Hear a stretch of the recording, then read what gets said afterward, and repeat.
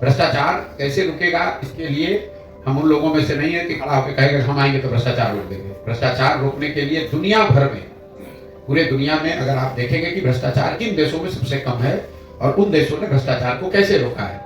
दुनिया में सबसे ईमानदार समझे जाने वाले जो देश हैं वो हैं Scandinavian countries, Norway, Sweden, Denmark. वहां पर सबसे कम भ्रष्टाचार है।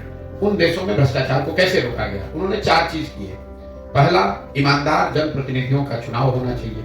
अगर आप गलत आदमी को चुनेंगे, आप चोर को, बदमाश को, डकैत को, ठेकेदार को अगर आप चुन कर लाएंगे तो स्वाभाविक तौर पर वो चोरी तो करेगा ही करेगा। अच्छे जनप्रतिनिधियों का चुनाव।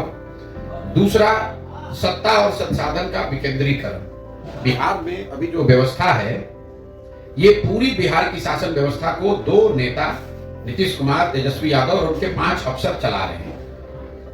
सत्ता और संसाधन दोनों का इतना केंद्रीकरण कर दिया गया है कि 5 ही आदमी पटना से बैठ के निर्णय लेता है कि किसको कौन योजना बननी है, कौन योजना रुकनी है, कहां पैसा जाना है, कहां पैसा नहीं जाना है। इसीलिए आप हर जगह सुनते हैं भैया बिहार में बड़ा अफसरशाही है।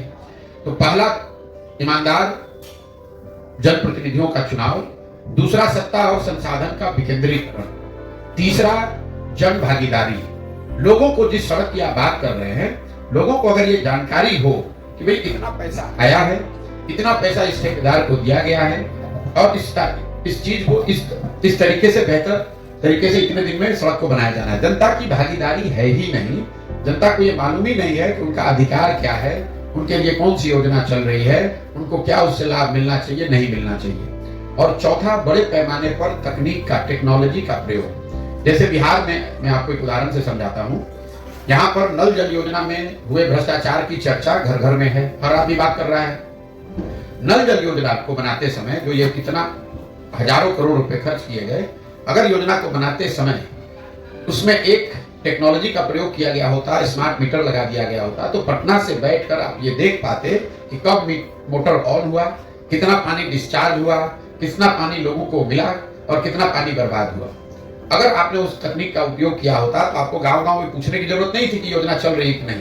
पटना में बैठा हुआ एक कंट्रोल रूम बता सकता था कि आज कितने नल जल योजना में सुबह में 8 बजे मोटर चालू हुआ, कितने जगह मोटर चालू नहीं हुआ, कितने जगह पानी कितना डिस्चार्ज हुआ। इन 4 चीजों के समावेश से भ्रष्टाचार पर बहुत बड़े पैमाने पर अंकुश लगाया गया। खत्म नहीं होगा, खत्म बिल्कुल नहीं हो सकता है, ये आप मान लीजिए। ये जो कहता है वो झूठ बोलता है। लेकिन इन 4 चीज को अगर किया जाए, जनता ईमानदार जनप्रतिनिधियों का चुनाव करे, जो लोग सत्ता में आए वो सत्ता और संसाधन का विकेंद्रीकरण करें, बड़े पैमाने पर जनता को सरकार के निर्णयों में, योजनाओं के बनाने और क्रियान्वयन में शामिल किया जाए और तकनीक का उपयोग हर स्तर पर किया जाए, तो बिहार में भ्रष्टाचार को कम किया जा सकता है।